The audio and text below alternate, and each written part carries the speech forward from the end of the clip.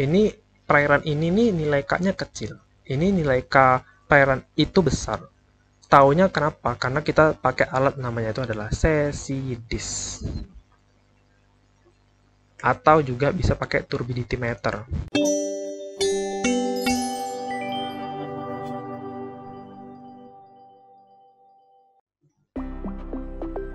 Ya, halo Pokers. Assalamualaikum warahmatullahi wabarakatuh. Selamat pagi, siang, malam, Om Swastiastu, Namo Buddhaya, salam kebajikan, dan salam sejahtera untuk semuanya. Nah, pada materi kita video kali ini, materi 11, kita membahas tentang cahaya di laut. Kelanjutan dari materi sebelumnya, tentang radiasi. Nah, itu kan kemarin kita bahasnya tentang semua panjang gelombang dan mekanisme secara umumnya gimana, ada faktor-faktornya. Untuk video kali ini, timeline yang akan kita bahas itu khusus membahas tentang visible light atau cahaya tampaknya, ya. Kemudian bagaimana proses penetrasi cahaya, faktor-faktor yang mempengaruhi persebaran cahaya di laut, struktur vertikal cahaya di laut, dan bagaimana hubungan antara cahaya di laut dengan produktivitas primer di laut gitu. Khususnya nanti berkaitan sama kegiatan aktivitas fotosintesis ya. Nah gitu. Oke, lanjut aja. Nah, ini. Sebelumnya juga udah disinggung ya gambar ini. Gambar tentang PARP atau photosynthetically active radiation. Nah, ini PARP, photosynthetically active radiation. Nah, ini aku ulas kembali lagi ya, sekilas saja. Untuk di udara dan di air itu kurang lebih sama. Nah, hanya beda di beberapa panjang gelombang yang intens itu ada diserap di wilayahnya masing-masing. Kayak di udara itu untuk IR itu masih cukup tinggi, ya kan? Sama kayak UV juga, UV rendah juga, sama kayak di laut juga UV juga rendah. Nah, yang dibedain itu di sini. Nah, ini kayak di beberapa warna itu penyerapannya itu sangat intens gitu. Kayak di warna merah di atmosfer itu proses absorpsi atau scatteringnya tuh nggak terlalu kuat banget lah, masih kayak ya mirip-mirip, tapi penurunannya nggak terlalu tajam, tanda kutip nggak terlalu tajam gitu ya. Kalau yang di laut itu proses penurunan atau perbedaan simpangan antara panjang gelombang satu dengan lainnya tuh jauh. Contoh kayak warna biru beda banget sama yang warna merah gitu, jauh kan. Sedangkan yang ini di laut, di udara, di atmosfer itu antara warna hijau dengan warna merahnya itu nggak jauh banget simpangannya gitu, intervalnya. Nah, ini intervalnya kan jauh banget ya gitu. Di sini juga sama. Nah, dikarenakan cahaya masuk ke masdar air, maka cahaya-cahaya itu kan dihamburkan, di scattering atau di absorpsi. Nah, ada dua proses kan, ada mengalami hamburan dan ada mengalami penyerapan. Nah, dalam berbagai panjang gelombang ya, khususnya visible light. Contoh kayak cahaya merah, dia di panjang gelombang cahaya merah itu ini aja deh. Cahaya merah 650 nanometer kan. Dia lebih cepat diserap misalkan 1% di kedalaman 10 meter di bawah permukaan laut. Contoh kayak cahaya biru. Cahaya biru itu kan dia ada di 450 nanometer. Penetrasinya itu lebih dalam dan panjang gelombangnya mencapai 1% pada kedalaman sekitar 150 mdpl. Ini rata-rata aja hitungannya. Kalau mau hitungan yang detail atau beberapa kali perhitungan yang lebih, yang sumber referensi lain itu ada video yang sebelumnya. Oke.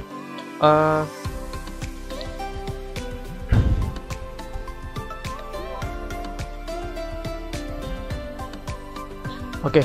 Nah, ini di beberapa dalam proses penghitungan dari kita tuh ngetahui berapa cahaya tadi itu masuk ke beberapa kedalaman tertentu kan berubah-berubah ya. Kayak cahaya merah itu cuma sampai sekitar 10 meter, kemudian cahaya biru itu 150 mdpl. Nah, itu kita tahu dalam menyatakan rumus penurunan eksponensial,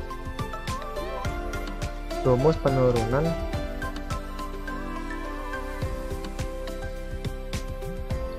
eksponensial cahaya terhadap kedalaman. Cahaya terhadap kedalaman gitu ya.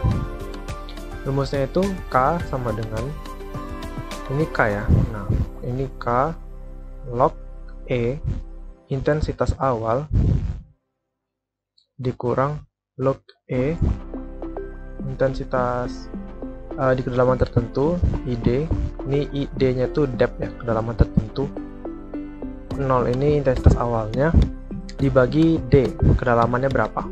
Nah, jadi log E dari intensitas awal, misalnya katakan intensitas awal itu intensitas yang ada di permukaan sini, ini permukaan ya misalnya. Nah, ini I0 nya, kemudian turun ke bawah, misalnya ini 5 meter gitu, berapa ID-nya, berapa intensitas yang di sini, ini kedalamannya 5 meter gitu. Nanti kita akan dapat nilai K. K itu merupakan nilai konstanta koekstensi.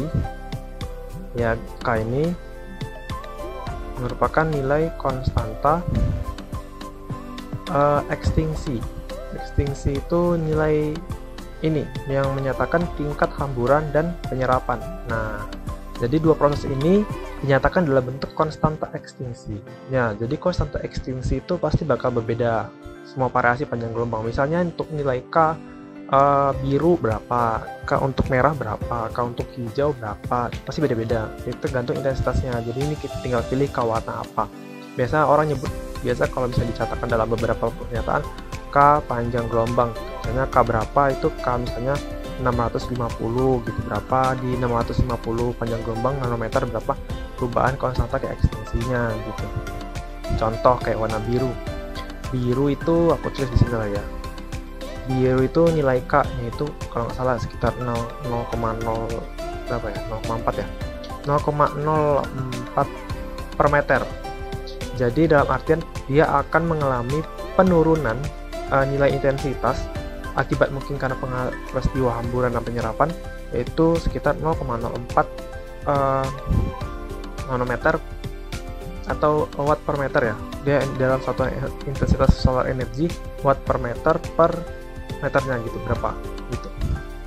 Misalnya kayak warna merah itu nilai konstanta ekstinsinya itu sekitar 0,14 gitu per meter. Ini nilai intensitas ya, maksudnya nilai intensitasnya 0,14 per meter turun intensitasnya. Lebih cepat ya, kalau yang warna biru agak lebih lama. Nah gitu.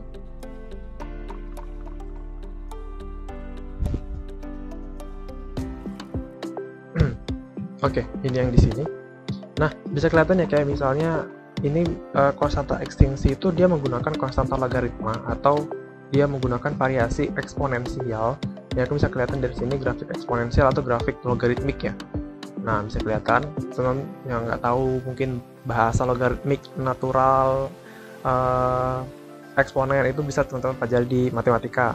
Kalau nggak salah tuh di matematika peminatan ya, kalau sekarang kurikulum 2013 di bab 1 pelajaran kelas 10. Nah, aku ingat banget di situ pelajarannya.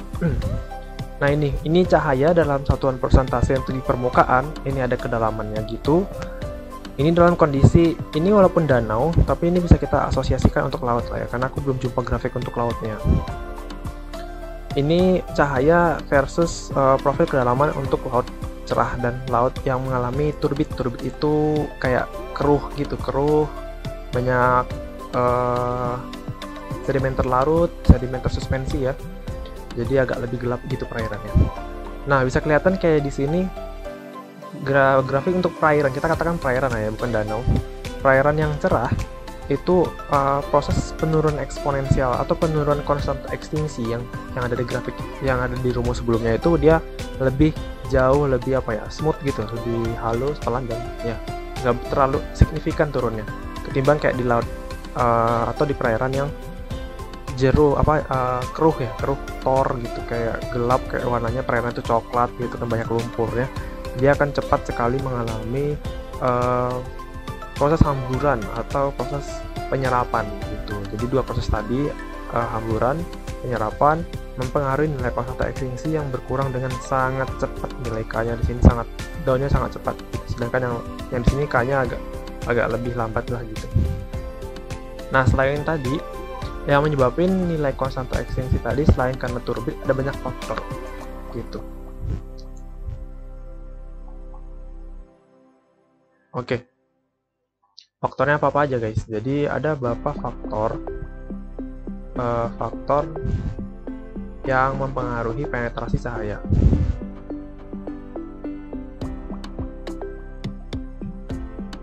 ya, mempengaruhi penetrasi cahaya, yang otomatis dia nanti akan mempengaruhi nilai penurunan eksponensial cahaya terhadap kedalaman atau nilai K, ya. Nilai K, ingat aja nilai K, konstanta ekstensi, merupakan penurunan eksponensi cahaya terhadap kedalaman. Nah, faktornya apa aja? Jadi yang pertama ada latitude.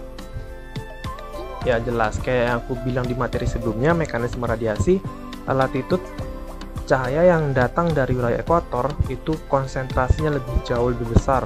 Jadi kita katakan sebagai light percentage, persentase dari cahaya akan jauh lebih banyak daripada yang di wilayah lintang tinggi, karena yang lintang tinggi itu udah mengalami diffuse atau penghamburan dari atmosfernya sendiri ya, belum kena di lautan, udah kena hamburan gitu. Jadi di atmosfernya udah kena hambur dengan banyak, apalagi kena di lautan gitu.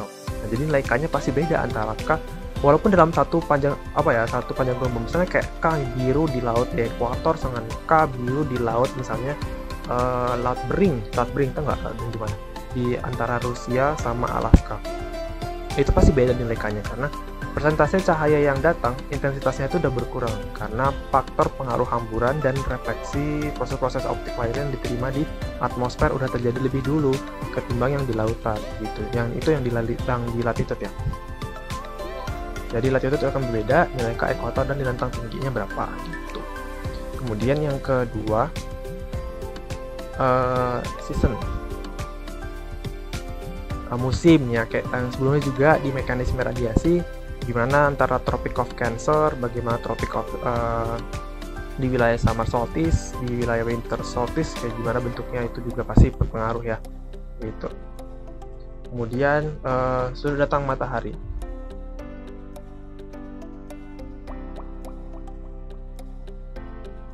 Nah, mungkin teman-teman mengiranya sudut datang matahari itu kan udah dijelasin di latitude gitu, tapi juga ini ada yang variasi harian ya, pasti kan kayak misalnya pagi hari sudut datang matahari kan masih rendah ya, matahari mungkin berada beberapa derajat dari ufuk horizon. Nah, ketika siang hari matahari sudah tepat di atas kita gitu, misalnya untuk wilayah ekuator, itu pasti beda sama yang matahari ketika udah mau tenggelam atau baru terbit dibandingkan matahari ketika udah di atas banget gitu. Nah, itu sudut datang matahari juga faktornya itu bisa dari faktor musiman, bisa juga faktor harian. Nah, di faktor harian bisa dicek ya. Faktor harian itu nanti ketika ketika pagi hari, ketika baru-baru matahari terbit, itu laut itu masih agak gelap gitu, karena masih cahaya yang datangnya masih dalam bentuk ada sudutnya gitu. Jadi sudutnya itu akan mempengaruhi proses-proses kayak hamburan, terpantulkan, refleksi, kemudian faktor-faktor lain. Ketika dia udah agak tegak di atas kita gitu kan, udah tegak lurus terhadap perairan gitu, misalnya terhadap lautnya gitu. Nih, ini matahari, ini jam 8 pagi misalnya, ini jam 12 siang, kan kita beda kesini kan. Nah kan beda nih, udah kena pantulan lah, bla bla bla, peristiwa lainnya gitu, ketimbang matahari ketika udah di sini gitu. Nah beda ya. Kemudian time of day ya, waktu ini berhubungan sama sudut datang matahari sih. Kemudian awan, tutupan awan. Nah, jadi ketika wilayah di atmosfer yang banyak tutupan awan gitu, misalnya kayak musim penghujan, musim monsun barat, di wilayah monsunal kayak di perairan Jawa, Laut Jawa, perairan Bali, NTB, NTT. Nah itu pasti perairannya itu punya nilai konstanta ekstinsi yang beda sama di wilayah lain kayak yang cerah-cerah, misalnya ketika perairan itu sedang sedang musim kemarau gitu, ketika tutupan awannya minim. Jadi tutupan awan itu berpengaruh banget sama nilai K atau nilai proses ini ya, nilai kedalaman itu, penurunan cahaya terhadap kedalaman gitu. Kemudian ion terlarut.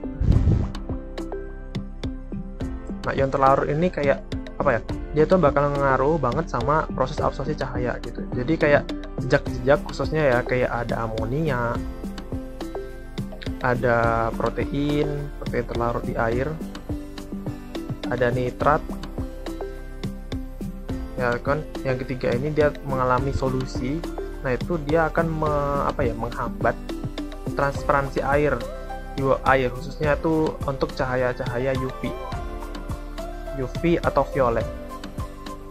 Pokoknya yang panjang gelombangnya itu short wavelength ya. Nah dia akan menghambat mereduce ya proses transparansi air ketika panjang gelombang ini masuk ke perairan laut gitu. Reduce itu mengurangi ya, gitu. Mengurangi tingkat ketransparanannya gitu. Jadi otomatis cahaya yang masuk itu pasti bakal kurang gitu. Kemudian materi tersuspensi. Nah, materi tersuspensi ini nanti ada dua. Ada yang kelarutannya itu dalam bentuk kelarutan inorganik sama kelarutan organik gitu. Kelarutan inorganik ini kelarutan inorganik kimiawi. Maksudnya ini yang di sini aku maksudkan kelarutan inorganik padatan ya. Jadi kayak sedimen contohnya gitu. Partikel batuan, debu gitu. Partikel inorganik. Yang ini partikel organik ya. Nah, partikel organik pertama materi suspensi untuk komposisi organik atau inorganik itu sangat berpengaruh terhadap nilai K. Nilai K ini konstanta ekstinksi atau seberapa jauh si cahaya tadi itu mempenetrasi atau masuk ke perairan gitu. Nah, partikel inorganik ini akan berhubungan sama wilayah perairan turbid gitu. Jadi partikel inorganik itu pasti kaitannya barat sama wilayah-wilayah yang dikatakan sebagai turbid area atau wilayah area-area yang banyak turbiditasnya gitu. Contoh kayak laut yang ini selat. Aku ambil contoh dekat rumahku aja ya, Selat Dumai. Selat Dumai itu perairan itu coklat. Nah jadi karena banyak turbid atau banyak lumpur, jadi udah dipastikan banget kalau misalnya nilai K di wilayah Selat Dumai dekat rumahku itu punya konstanta K yang kecil dan cahayanya itu nggak sampai masuk ke dalam banget. Jadi mungkin di beberapa meter di wilayah permukaan aja gitu. Karena partikelnya itu banyak material sedimen tersuspensi. Gitu. Kemudian ini banyak partikel organik. Partikel organik ini dia bisa dari pengaruh jumlah plankton atau banyaknya individu makhluk hidup, kayak misalnya banyaknya ikan-ikan kecil gitu, itu berpengaruh sama proses penetrasi cahaya gitu. Khususnya misalnya terjadi alga blooming. Nah, ini dia penting banget. Misalnya terjadi alga blooming. Alga blooming itu merupakan salah satu contoh penghambat penetrasi cahaya ya ke laut atau ke perairan ya, karena partikel organik yang meluap melimpah ya, jadi dia tuh bakal menghambat cahaya itu masuk ke perairan laut lebih dalam lagi. Jadi cuma datang di perairan dangkal aja tuh, kayak di bagian permukaan kayak gitu. Nah itu ya. Kemudian ada lagi guys, satu lagi itu tutupan es. Aku lupa ya, baru ingat ini. Tutupan es itu juga mempengaruhi penetrasi cahaya. Jadi wilayah kayak di misalnya di Samudra Arktik ya. Samudra Arktik karena ada tutupan esnya, itu otomatis cahaya akan lebih mudah mengalami pantulan, refleksi. Jadi dia cahaya itu datang dari atmosfer, ya kan, terus ada esnya di atasnya gitu. Aku gambar sini aja deh. Ini ada es, ini perairan gitu kan, ini ada esnya. Nah, jadi ketika cahaya itu datang, dia mengalami pantulan gitu. Jadi yang mengalami absorpsi itu hanya sebagian kecil. Dalam artian dia itu tembus ke bagian perairan di bawahnya ya. Jadi yang terang itu hanya sebagian di atas, dekat-dekat esnya aja gitu. Karena faktor dari es yang sifatnya kristal pasti ada memantulkan, juga mengalami efek refraksi juga karena padat kan gitu. Nah, di bagian bawahnya gelap gitu. Sini terang, sini gelap kayak gitu ya. Ini beberapa faktor-faktor yang mempengaruhi. Jadi pada lautan dengan laut yang yang jernih gitu, bersih, cahaya yang masuk itu bisa dideteksi oleh ikan laut hingga ke dalam bahkan 1 km gitu. Tapi itu sangat jarang sih. biasanya cuma sampai sekitar ya ini 20 meteran, 15 meter, atau paling jauh sekitar 150 meter untuk frekuensi cahaya itu ya warna biru ya, sekitar 150 meter. Nah, pada air laut yang mengalami turbiditas atau turbid lake atau turbid wilayah perairan turbid, hamburan dan penyerapan, dua peristiwa tadi ya, hamburan dan penyerapan itu meningkat gitu dengan kehadiran adanya akumulasi silt atau akumulasi lempungan gitu. Dan pada kondisi tersebut cahaya itu kayak bisa masuk cuma sampai di kedalaman ya 20 meter atau lebih dangkal lagi 5 meter gini. Untuk wilayah banyak partikel sedimen tersuspensi. Nah, tahunya gimana kita tahu? Ini perairan ini nih nilai K-nya kecil. Ini nilai K perairan itu besar. Tahunya kenapa? Karena kita pakai alat namanya itu adalah CCDIS. Atau juga bisa pakai turbidity meter.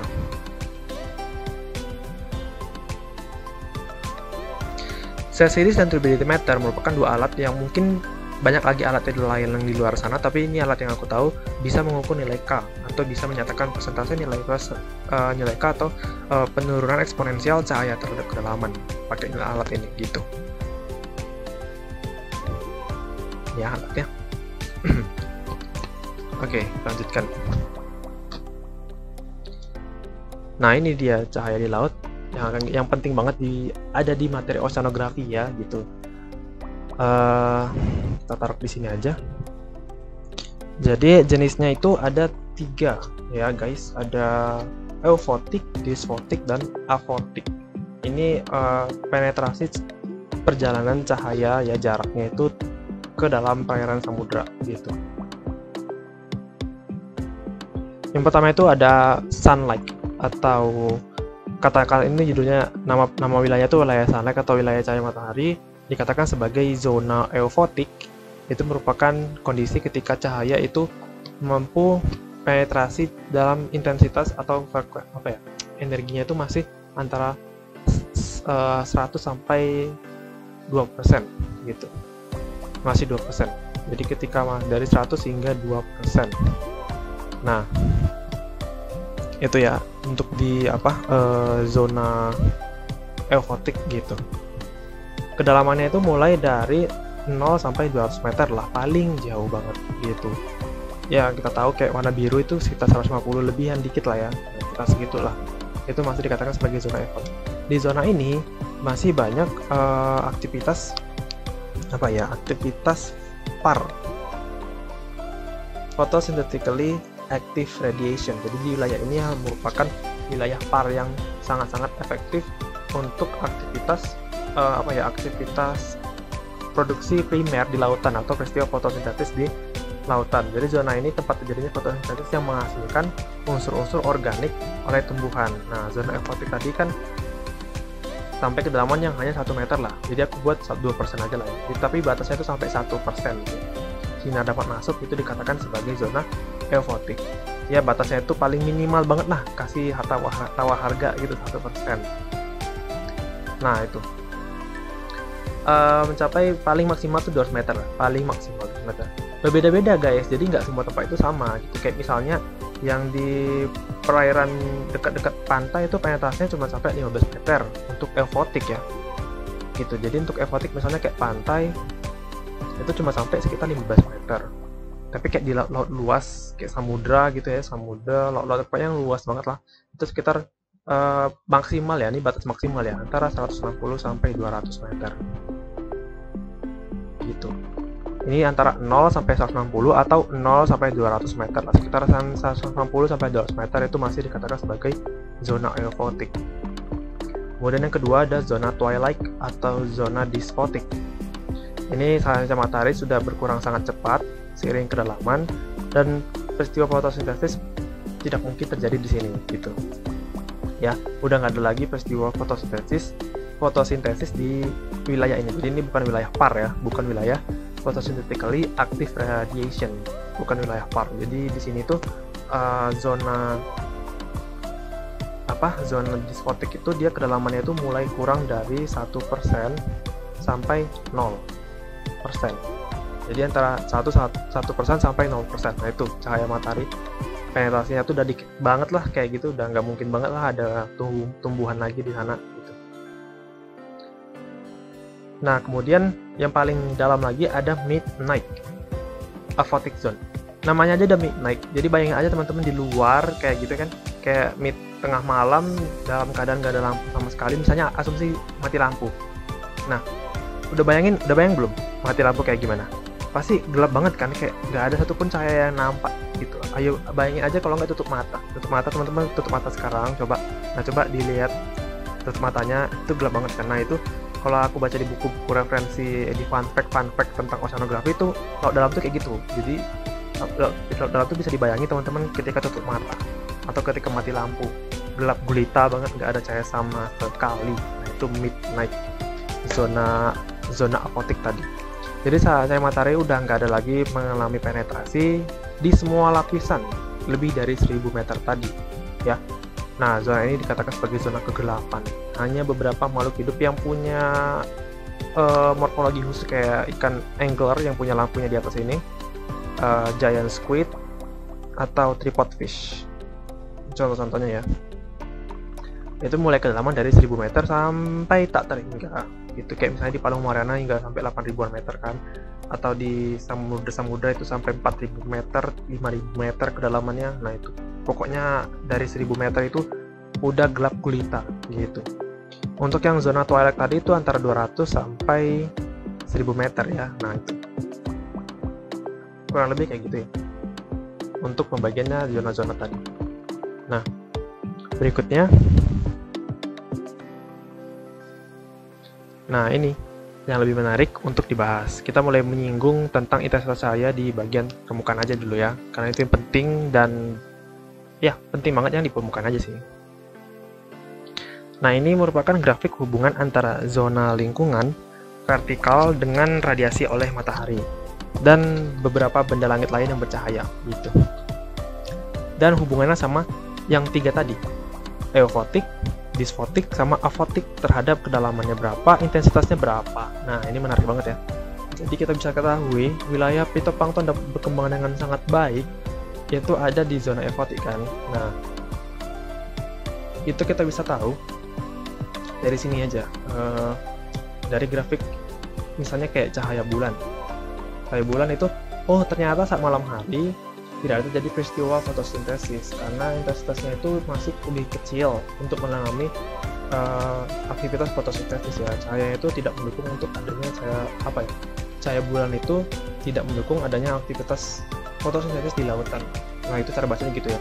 Ini ketika ada cahaya matahari dalam kondisi ketentuan batasan ini merupakan lapisan lautan yang cerah, clear as ocean water, tanpa adanya turbid atau material tersuspensi ataupun faktor halangan lain.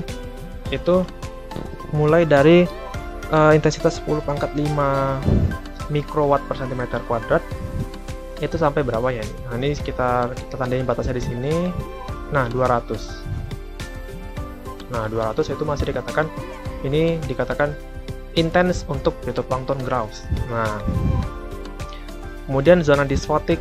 Nah dysphotic itu sampai untuk cahaya matahari itu sampai kedalaman 600. Dari cahaya bulan itu dysphoticnya dari kedalaman misalnya ini berapa ya, 140-an gitulah, ini batasnya sampai sini gitu, cara bacanya gitu sih.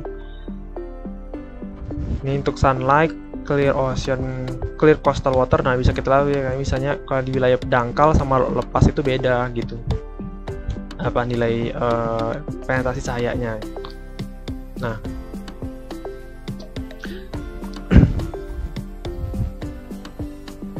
nah ini yang mulai menarik. Ini dikatakan zona apa ya, kita nyebutnya sebagai compensation depth. Nah ini beda sama yang di materi kita tentang sedimen laut ya, tentang CCD, carbonate compensation depth. Ini compensation depth yang di sini ini berkaitan sama compensation like intensity. Nah, jadi ini berhubungan sama compensation like intensity ya, atau batas kedalaman intensitas cahaya tertentu itu maksimal banget untuk peristiwa fotosintesis lah, kurang lebih kayak gitu pengertiannya intensity. Nah, jadi zona lingkungan vertikal tadi kan yang dari afotik, disfotik sampai eufotik itu dia berdasarkan penetrasi cahayanya kan, persentase intensitasnya itu berapa gitu ya kan. Nah, zona terendah disebut sebagai zona eufotik untuk wilayah perairan dangkal sekitar 0 sampai 200 meter maksimal. Zona ini memungkinkan cahaya cukup untuk melakukan proses PAR atau proses fotosintesis, maka dikatakan sebagai wilayah PAR, photosynthetically active radiation zone.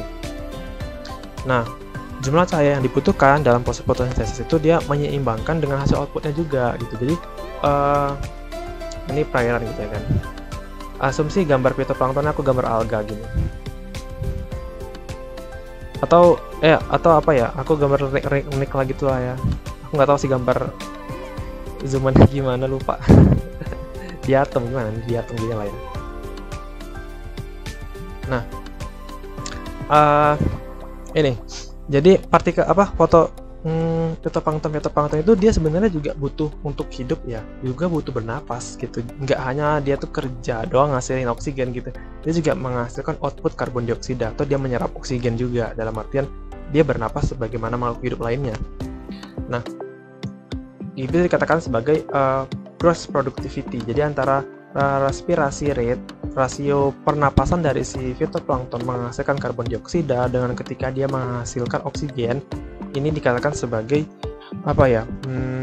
proses penyeimbangannya itu sebagai compensation slack intensity. Nah, ini dia. Jadi compensation step itu di sini itu menyatakan keseimbangan si aktivitas fitoplankton sebagai produktivitas primer. Jadi kita kan produktivitas primer itu karena memang sumber oksigen terbesar di lautan itu berasal dari fitoplankton. Nah, jadi compensation step menyatakan seberapa efektif fitoplankton di suatu perairan tertentu, kedalamannya itu berapa ketika dia menyeimbangkan antara hasil outputnya sebagai proses produktivitas primernya membentuk oksigen O2 ya, O2 dengan dia menghasilkan CO2. Dalam artian dia juga butuh pernapasan dia sendiri kan. Nah, jadi kedalaman yang umumnya ada itu sekitar berapa ini? Katakan itu 70 lah ya, berapa ya? 70 meter. Nah, 70 meter itu yang bagian paling kayak ya aman lah gitu. Nah, itu juga dikatakan bottom of euphoric zone. Dalam keadaan ini nilai rata-rata ya. Nah, untuk nilai maksimal itu 200 meter, tapi untuk nilai rata-rata di seluruh lautan itu sekitar 70-an, 70 sampai 80 nilai rata-rata kedalaman batas paling bawah eufotik mulai berganti ke disfotik. Nah, nih batas nilai rata-ratanya gitu. Jadi kedalaman di mana proses produksi fotosintesis seimbang antara dia menghasilkan oksigen dan dia menghasilkan CO2 oleh respirasi tumbuhan tadi dikatakan sebagai compensation step gitu. Zona eufotik dari di antara beberapa meter kan dari wilayah perairan dangkalnya itu kayak permukaannya gitu. Jadi nilai compensation step itu ada di wilayah zona eufotik sudah pasti. Nah, rumusnya itu ada lagi. Jadi rumus compensation step itu DE sama dengan log E nilai intensitas awal dikurang log E nilai dari IC itu compensation slack intensity ya, dibagi dengan nilai K. Nah, nilai K yang kita dapat tadi itu sebagai nilai pembagi di sini. Untuk dapatin berapa sih nilai compensation step atau berapa di mana batas kedalaman compensation step-nya itu ada gitu. Kita bisa tahu di situ. Tapi kita mesti tahu dulu intensitas compensation slack intensity atau intensitas kompensasi cahayanya. Ini bisa pakai pengukuran tabel pengukuran yang lain-lain. Ada pengukuran lanjutannya, saya lupa itu gimana caranya. Nah, jadi di bawah zona ini, di bawah compensation step sebenarnya udah termasuk kategori disfotik gitu. Jadi walaupun ada fitoplankton ataupun organisme ya kan, dalam tanda kutip di sini ini juga selain dari fitoplankton, aku koreksi lagi baru ingat. Ini juga respiration rate itu berasal dari organisme lain. Nah, CO2-nya itu berasal dari fitoplankton itu sendiri sama organisme lain. Ikan-ikan itu kan dia ngeluarin CO2 kan, dia karena dia nggak menghasilkan oksigen kan. Jadi dia menghasilkan CO2 doang. Nah, fitoplankton sebagai penyangga untuk menghasilkan keseimbangan CO2-nya itu ya ini tadi batasnya. Terus di bawah itu semua organisme sudah minim oksigen minimum zone atau zona minimum oksigen kayak gitu. Nah ini ya, I0 tadi ini intensitas awal, ICN tadi intensitas cahaya, kompensasi, K itu nilai konstanta ekstinsi.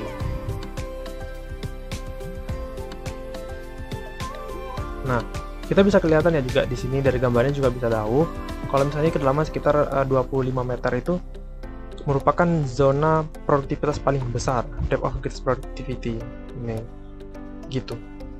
Dikarenakan cahayanya sangat-sangat maksimum dari semua panjang gelombang ada di sini, gitu. Karena masih banyak lah ya. Kalau dia paling bawah itu kan cahaya mulai cahaya yang tunggal kayak cahaya biru kan paling jauh penetrasinya gitu. Kalau yang di wilayah sini cahayanya masih banyak lah gitu. Ada kuning kalau nggak salah, ada hijau juga. Nah hijau atau merah sebagian, merah kan bagian atas ya. Nah ini merah. Kayak gitu ya kurang lebih. Nah apa ya tadi aku mau bilang apa? Oh ya, untuk intensitas ini nanti akan berpengaruh sama pola kehidupan lagi. Nanti persebaran hewan nekton, wilayah ikan-ikan yang nekton ya pokoknya itu nanti ada pemetaan secara vertikalnya, tapi itu aku jelasnya kayaknya di itu sih materi oceanografi untuk kuliah di biological organization oceanography gitu, karena lebih bagusnya lebih lengkap di sana. Karena untuk ocean kayaknya materi itu nggak ada ya, bahkan kayak apa hubungan antara DE terhadap persebaran persentase individu populasi dari hewan-hewan nekton, persebaran itu kayak gimana, klasifikasi hewan nekton kayak gimana, kayaknya belum ada sih. Jadi itu aku pisahin ke materi kuliah aja, mungkin yang berhubungan dengan mata kuliah perairan, manajemen perairan, hasil tangkap ikan, dan mata kuliah yang berhubungan dengan oceanografi biologi, mungkin aku jelasin di sana, tapi mungkin masih lama sih. Itu intro aja. Nah, ini jadi beberapa penetrasi saya juga mempengaruhi bagaimana penyesuaian adaptasi dari hewan laut. Jadi ikan-ikan tadi itu akan menyesuaikan warnanya terhadap dominansi penetrasi cahaya yang ada di situ. Misalnya kayak ikan yang warna biru, ikannya warna agak-agak warna biru-biru perak-perak gitu. Nah itu biasanya berasal dari wilayah agak lebih dalam lagi, karena ya jelas karena panjang gelombang biru kan merambat lebih jauh gitu. Terus ikan-ikan yang warnanya cerah-cerah gitu biasanya di wilayah perairan dangkal kayak wilayah dekat-dekat permukaan gitu. Jadi kita tahu kan, kok ikan ini warnanya kuning, terus ikan ini kok warnanya agak merah ya, ikan ini kok warnanya hijau, ikan ini kok warnanya rada-rada biru perak-perak gitu kayak ikan-ikan laut di pasar. Nah itu karena ini faktor tadi selective absorption of light atau faktor dependensi saya itu memberikan efek pewarnaan pada si ikan untuk proses adaptasi dari predatornya gitu. Berlaku juga untuk tumbuhan gitu. Jadi alga-alga gitu kan, dia warnanya beda-beda. Ini sebenarnya alga tadi tuh menyerap panjang gelombang di warna yang sama dengan warna si alga. Contoh kayak alga hijau, dia pasti lebih dominan menyerap panjang gelombang warna hijau yang masuk ke laut. Alga merah dekat banget sama permukaan, jelas ini dekat banget sama perairan permukaan karena dia menyerap cahaya frekuensi di panjang gelombang yang warna merah dominan. Yang di coklat ya pasti ya warna merah coklat gitu. Nah, jadi menyesuaikan lah ya alga-alga tadi warnanya terhadap frekuensi yang diserapnya gitu. Oke, terima kasih sudah menonton videonya sampai habis. Selanjutnya kita akan bahas mengenai inti ya dari efeknya yang ditimbulkan dari radiasi itu ke suhu di air laut. Terima kasih sudah menonton sampai habis. Mohon maaf jika ada kesalahan. See you in the next video. Wassalamualaikum warahmatullahi wabarakatuh.